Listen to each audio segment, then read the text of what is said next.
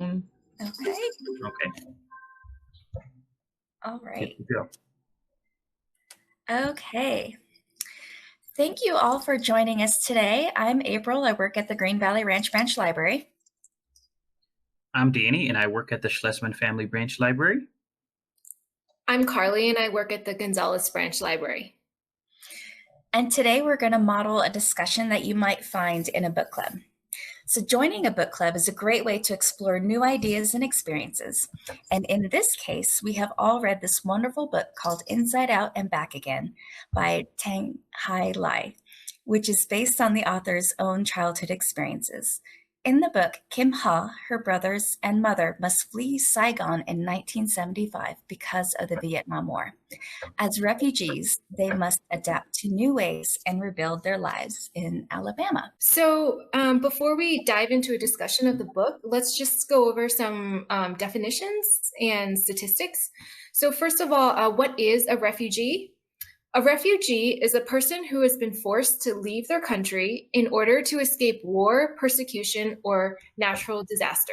70.8 million individuals have been forcibly displaced worldwide as a result of persecution, conflict, violence, or human rights violations.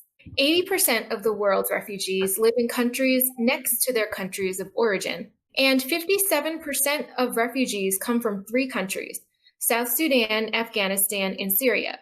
And currently, we are witnessing the highest levels of displacement on record.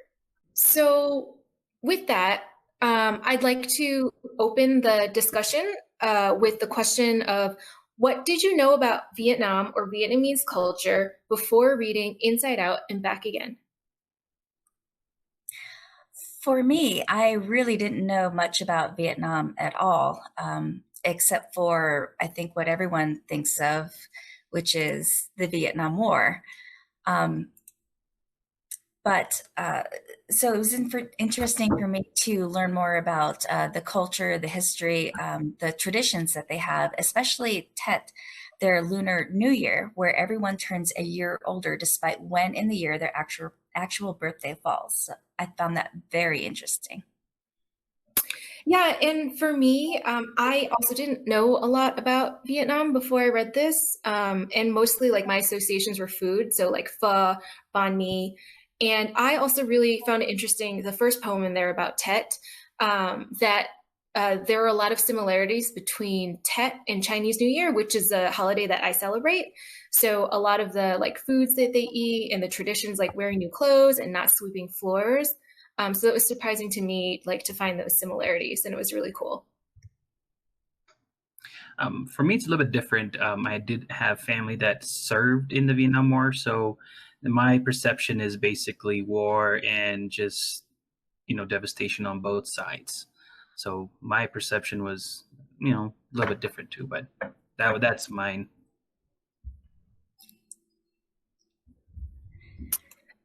Okay, so let's move on to the first passage that we're going to talk about. So this is a poem called Sad or Laugh. So I'll read it, and then I'll introduce the questions, and then we can share our opinions. So, Sad or Laugh. School. I wake up with dragonflies zipping through my gut. I eat nothing. I take each step toward school evenly, trying to hold my stomach steady. It helps that the morning air glides cool like a constant washcloth against my face. Deep breaths. I'm the first student in class. My new teacher has brown curls looped tight to her scalp like circles in a beehive. She points to her chest. Miss Scott, saying it 3 times, each louder with ever more spit. I repeat, Miss Scott, careful to hiss every S. She doesn't seem impressed. I tap my own chest. Ha. She must have heard ha, as in funny, ha ha ha. She fakes a laugh. I repeat, ha. And wish I knew enough English to tell her to listen for the diacritical mark, this one directing the tone downward. My new teacher tilts her head back, fakes an even sadder laugh. So when Ha introduces herself to her teacher on her first day of school, Miss Scott seems to mistake Ha's name, as in funny, ha ha ha, and not her actual name. Why do you think she does this, and how do you think it makes Ha feel? I think it would be very discouraging for Ha to experience this. The teacher is an adult and an authority figure, and she seemed very dismissive right off the bat when Ha was introducing herself. And Ha took the time to really, I would say, overpronounce the S's that are hard for her to make. And her teacher was so dismissive. I'm in the same line. It's just the way her teacher pronounces her name. It just kind of, from an authoritative perspective, she has the role to welcome this kid, and she just did not take the opportunity to fulfill that. But not only that, I feel like the way a person's name gets pronounced is your not just your identity, but like it reminds you of where you belong in that relationship. If your name is pronounced properly, you're more likely you feel welcome, you feel accepted. But when your name gets butchered, you're more likely to feel like an outsider. Yeah, I agree with both of you. And just coming from my experience as an ESL teacher, I always took the effort and time to learn how to pronounce all of my students' names correctly. So when I read this poem, I was really disappointed in the teacher in not, taking that effort.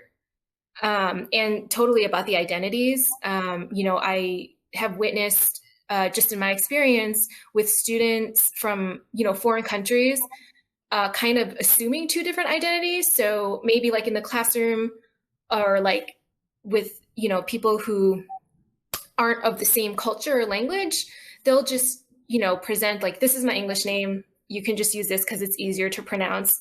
But then like, with an in-group, they'll use their real names, and so it kind of like reflects that different identities for sure, like being attached to your name. Okay, so the next passage that we have selected from this book is titled Black and White and Yellow and Red. The bell rings, everyone stands, I stand. They line up, so do I. Down a hall, turn left, take a tray, receive food, sit.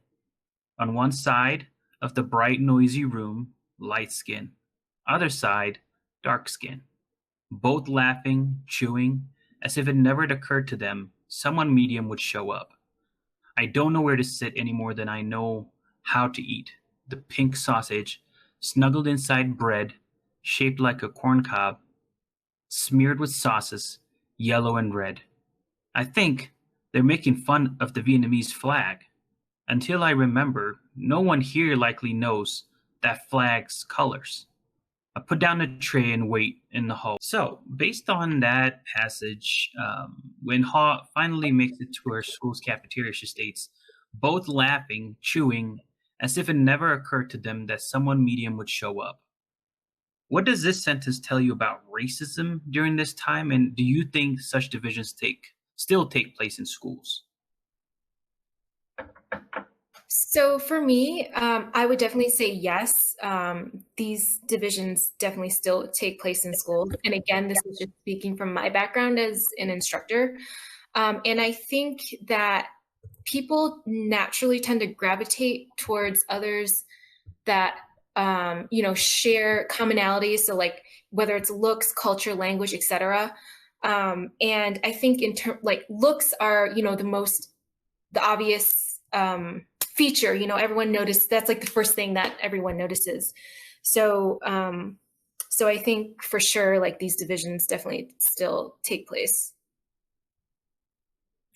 And in 1975, I think there was definitely more of a division with, the white kids kind of sticking together and the black kids kind of sticking together. From my perspective too, when you're new to a different country, I just, there's that aspect as well that Ha is having to deal with. Not only is she medium, but she just is overwhelmed by this new experience. Mm-hmm. And I think it's also it reminds me of the the issue, that most of the time when the topic of race or social injustice comes, it's easy for the conversation to navigate to just it's black and white, and then in the middle we tend to forget other cultures, ethnicities, and race that also suffer from injustice. And this paragraph kind of shows that even in this environment in 1975, such thing where this division was prevalent, but in the middle there were kids that were just being ignored. So, and I think even now, with interracial children coming into the picture, there's a lot of division still taking place. So, I do think it's still taking place, but not as stark as it was described in this passage, but still visible to some degree. So that brings us to this slide. So what can you do to help classmates and friends feel more comfortable and welcome at school? And for me, it's to ask questions. Everyone has a story to tell. And developing a sense of curiosity in the children in your life and even in yourself, I think that's going to help to look for common ground when you talk with someone, anyone. So instead of focusing on what is different, see what you have in common with whoever that you're speaking with. And I would add that to that, just based on my personal experience, a certain degree of vulnerability will help create that common ground of when questions are being asked, just being, I know it takes courage to do this thing, but at the same time, it helps create this true friendship and true relationship amongst not just students, but with teachers, with, anybody. So, yeah. And that brings us to our last slide, which is that there are many, many books that talk about the immigrant experience. And you can find them at our website, denverlibrary.org, where you can also request a personalized reading list. And a librarian will send you suggestions based on the books that you like to read. Thank you all so much for joining us today, and I hope you found this very useful. Bye-bye. Bye. Bye.